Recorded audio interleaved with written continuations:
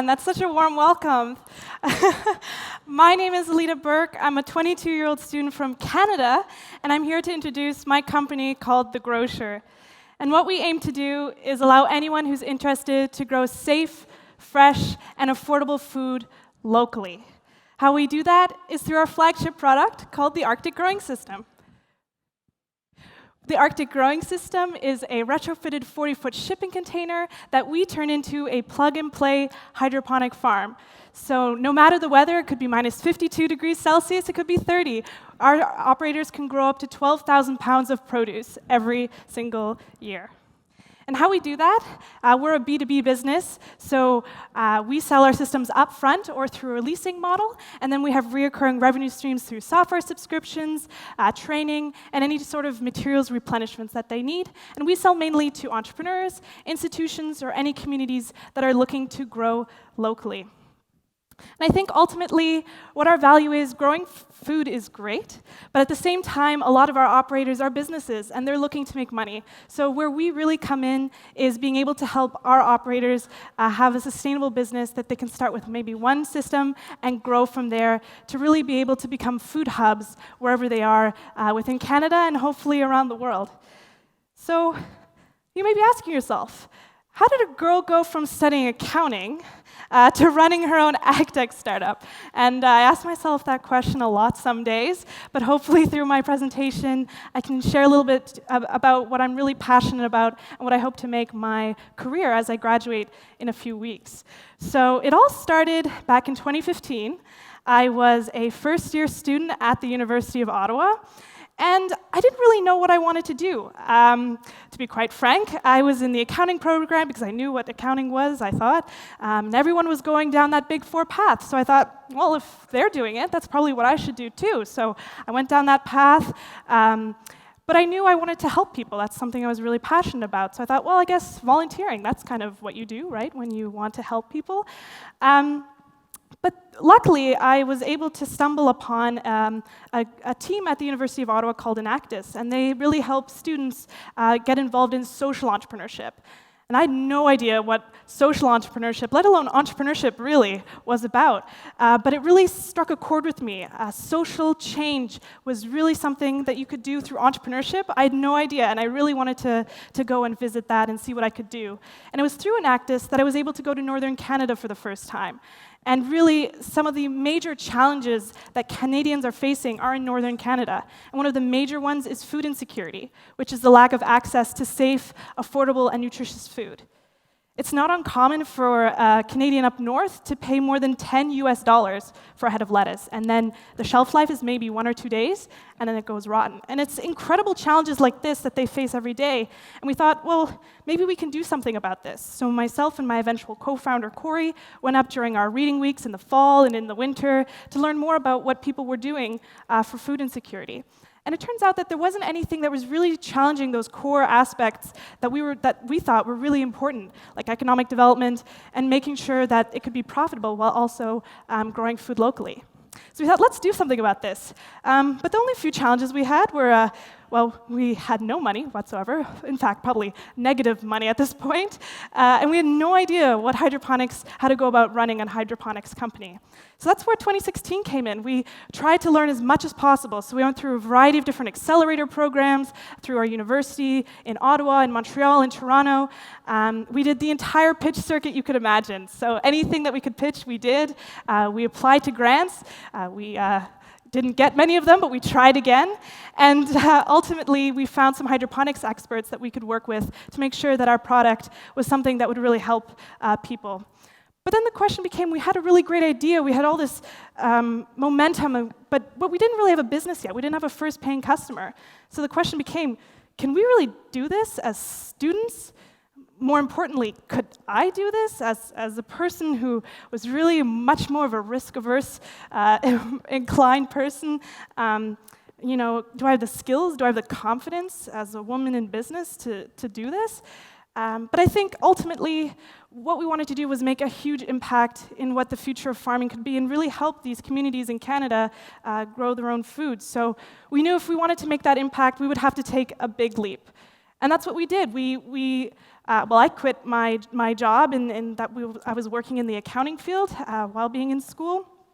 And we took out a sizable loan to be able to start our manufacturing process and hit the ground running to get our first paying customer, which is what we did in 2017. It was a really exciting year. We got our first paying customer in Churchill, Manitoba. You probably don't know where that is, but it's the polar bear capital of Canada and the world. But they deal with some major issues. The closest community is more than 400 kilometers away, which is the same distance from tip to tip of South Korea. And the closest city where they get all their produce is more than 1,000 kilometers away, which is the same distance from Paris to Berlin. So they're dealing with some immense challenges to be able to bring anything into these communities. And what we soon learned is bringing in huge equipment is also a huge challenge. So to be able to bring in our systems, we had to go past Newfoundland, all the way down the Hudson's Bay, down to Churchill, Manitoba, to get anything into our communities. So it was really great learning experience. Our manufacturers were in the United States and still are, so dealing cross-border with agriculture, as you can imagine, is quite a challenge. But we learned a lot really quickly, and it really helped us get to where we are today. Just a quick thing here, from hurricanes to ice to snowstorms, we dealt with a lot of things that Mother Nature threw at us, and because all of our systems, what we install, we have to fly in for the most part, we learned quite quickly what you could and could not bring on a plane. And as you might imagine, but we tried everything, including blowtorches, which, as you can imagine, that's not something you can bring on a plane. But that really led us to 2018. It was a really amazing year of growth for us and new challenges as we went from building a business to scaling a business. So we pitched on the Canadian version of Shark Tank and secured a $250,000 deal, which was really exciting. We met the Prime Minister, Justin Trudeau, and tried to show what we wanted to do within remote and Indigenous communities in Canada and also around the world. And we had our first institutional client, which I'll touch on a little bit later. But just to give you a visual, this is where our projects were in May of 2018. And this is where we were just a few months ago. So it's really exciting to bring new operators online and really see some of the amazing things that they're doing in their communities across Canada and the United States. And that's really what kind of keeps us going. So for example, Carly, who's our operator in Churchill, Manitoba, second from the right there, was able to reduce the price of produce in her community by 50%. And it's incredible to see all the things and the tangible impact they're able to have, and really pushes us to do what we do every day. So my amazing team here is a great group of young people in Ottawa, and it inspires me to be able to work with them every day and to continue to do the work that we aim to do around the world, hopefully. And that's what leads me to 2019 onwards. We're really excited to be able to grow our company. We started our production on our 16th system or next week, I guess. Our goal is to expand across every province and territory within Canada, and hopefully, fingers crossed, have our first European system this year as well. We just secured our institutional partner, Chartwells Canada, which is a subsidiary of Compass Group, to bring our systems across Canada to university and college campuses, and hopefully bring that sort of sustainability of fresh produce to students across Canada, which we're really excited about. And as we grow, we hope to continue to grow our team to be about 13 in the next few months, and really advance our holistic efforts around food insecurity. We're starting with our system that we have now, but we really hope to be able to invest in being able to grow a variety of different things and really address what we aim to do, which is the food security aspect here in Canada and around the world as well. And that's me. It's really exciting. I never thought that this is where I would end up from starting my university career a few years ago. I was on that path to working at the Big Four, but ultimately it was all these different opportunities that I had the chance to be a part of that really shaped who I became and who I am today. And I'm really looking forward to be able to continue this work as I graduate and do that. So thank you very much for listening, and happy to take any questions.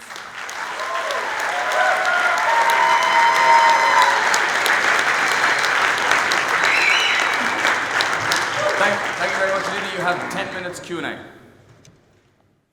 Yes, hello. Who is your biggest competitor, and what makes your product unique in comparison to others? Yeah, I would say our biggest competitor is one out of the United States called Freight Farms, and they do something similar. But I think where we provide value is the cradle-to-grave sort of mentality of really supporting our customers. Many that start operating have no experience in hydroponics whatsoever, so we really help them to make sure that they're ready. We have a lot of really great strategic partnerships, from funding all the way to retail partnerships, so that if they work with communities that have, let's say, these retailers in these communities, they have already paths to be able to sell their produce into grocery stores or whatever they might choose. Yes? Thank you for your presentation and you. being here, and congratulations on the amazing achievements your business has seen already. Thank you. My question is, what are the core values of Grocer? Yeah, that's a great question. I think first and foremost, the biggest one that we have is integrity. We work with so many amazing individuals around Canada and hopefully around the world that really are relying on us to be able to help them start their own businesses and their livelihoods. So really for us, integrity is a really big cornerstone, and doing right by them. And then from there, it's just making sure that what we do is intentional and goes towards our core mission, which is being able to help individuals grow their own food. So with everything that we do, it's with that in mind so that we can always go down that path of helping as many people as we can. Thank you. Yes? Any decisions over the last few years that you would, if you had a do-over, what would you do differently? What would you learn and what would you do differently? That's a great question as well. I think for us, any sort of challenges that we've faced have really helped us to where we are today. So even though there may have been things that we maybe didn't do exactly right, I think it really helped us, and we hope that, looking back, everything that we do has kind of gotten us to where we are today. So I don't think we would do I at least wouldn't do anything differently, because it's helped us to come where we are today. Thank you. Yes? Where are you? Where is Grocer 5 years from now? Yeah. I think for us, we have really ambitious growth plans. We hope to be able to scale with some of our strategic partners across Canada and the world with what we have now in terms of our flagship product. And then from the second part, I think, would be expanding our product line. So in 5 years, we hope to be a leader in terms of the offering that we provide, not just in terms of one containerized system, but really on a modular scale, whether that be hydroponics or growing in soil, whatever can really have that holistic modular approach. That's where we're looking to be in the next 5 years, for sure. And continue learning and growing, I think, is things like this is really eye-opening to be able to learn from mentors that can really shape and help us with our 5-year plan. Yes? Can you talk to a little bit about how cost competitive you are versus shipping food from other places? Mm-hmm. Yes. So there's two, I guess, different facets with the remote communities that we had sort of install our systems now. A lot of them are seeing some great cost comparisons. So Carly, for example, the price on the shelf with subsidies, let's say, is 10 Canadian dollars, 14 without the subsidy. And then from there, she's able to grow it for $1.70. So with that margin, she's able to not only sell it to the retailer for them to make a margin, and for them to then also lower their costs from being able to ship things in. So it's a sort of a win-win for both. And then in terms of the retailers and institutions that we're starting to work with in southern Canada, it's really about economics. So there's a lot of crops that make a lot of sense growing them indoors, where they're able to grow it for about 50% less than what they're doing right now. So things like spinach, basil that are really hard to grow traditionally, grow really well in an indoor system, where we can really make the economic play for our operators.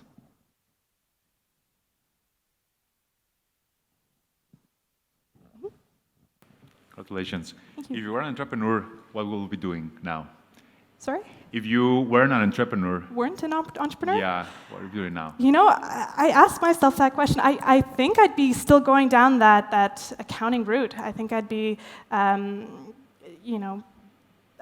the opportunities that I had at university really opened my vision to what sort of opportunities there are, and not that sort of straight path that people tell you to do and that is the right way. So I'd probably still be going down that path if I hadn't had the opportunities that I did that really opened my horizon to the possibilities there are of using my skills for something I'm really passionate about. Thank you. Yes? As a follow-up question, so if this fails, what are you going to do next? Yeah, that's also a great question. I think I'd still be doing things in the food space. I think with this opportunity, it's really opened my horizons to the challenges that communities around the world are facing in food insecurity. So if this were to fail, I think I'd still be going down that path, be it my own venture or with another maybe startup, anywhere where I can make my biggest impact and have that sort of entrepreneurial opportunity, either entre or intrapreneurs. Yes? What are your main sources of learning right now? Learning how to be a leader, an entrepreneur, a business owner. How are you learning? The first one is in Ottawa. We're part of an Accelerator network called Invest Ottawa that really helps us a lot with in-house mentors that in those big pillar areas that we really need support in. That's the first one. Then we have some really great mentors within Ottawa and around Canada that help us every day with more of the strategic things or personal things that we deal with. That helps a lot. And then the last one is just more personally, books and online. There's so many different great resources there that I like to tap into that helps me grow personally and become more self-aware in the areas that I'm still working on improving myself. Yes? You mentioned that you're risk-averse, yet you took out that business loan. Yes. Tell me about the emotions you had and what gave you the courage to do so. Yeah, that's a great question. That was one of the big things for me, I think, that I was really, really nervous about because you're signing for something where you don't know if it's going to be around in the next 5 years when you still have to pay it off in the next 5 years. So it was a lot of nerves, a lot of questioning if this is really the right thing, especially since we hadn't sold anything yet. So it was a lot of nerves, but I think with myself and my business partner sitting down and really mapping out what the potential could be for the business really gave us that sort of comfort that there would be sort of, we're going to do our best, we're going to try our all, and we're going to try and make it succeed. Yeah, thank you. Yes? So you mentioned that you're graduating shortly. Congratulations. But up until now, in the past year, for example, how have you been managing being a student and running a growing business with employees? What has been your schedule like? Yeah, it's been a very interesting schedule for sure. I think you learn quite quickly how to manage your time. And I think school is really important to me. I still like to have good grades and make sure that I have that diploma at the end of it. But it's really being able to find what you are, prioritize what is really important to you. So I would usually find the times in classes that are at night, so 7 to 10 usually. At work, let's say from 8 to whatever 5 for the day. Take the bus to school, work there, then go home, make sure I can prepare for whatever assignments, tests, exams that I have, and then kind of start the next day. So it's definitely been quite a hectic schedule over the past 5 years. It's kind of grown more and more, but you learn to become quite diligent with your time and what you focus your efforts on, for sure. Mm-hmm. Yes? What is your biggest bottleneck, and how are you dealing with it? One of the biggest things, and this is maybe more on the operations side because that's what I do best, but for us, being able to manufacture our systems, it works much better on economies of scale than doing one-off systems. So being able to have that predictable schedule is quite challenging. But what we're trying to do to mitigate that is have these bigger contracts that we have with retailers or whatever it may be so that we can better plan out our production, make be able to tell the bank, hey, look, we have these system orders. Can we maybe have an advance? To be able to have the systems on a monthly or weekly basis so that we can bring down our costs, while also being able to have any on hand when there are potentially busy months, like in the summer, when you never know if there's going to be these system sales. So that is one of the bigger things that we deal with and we try to help with, for sure. Thank you very much.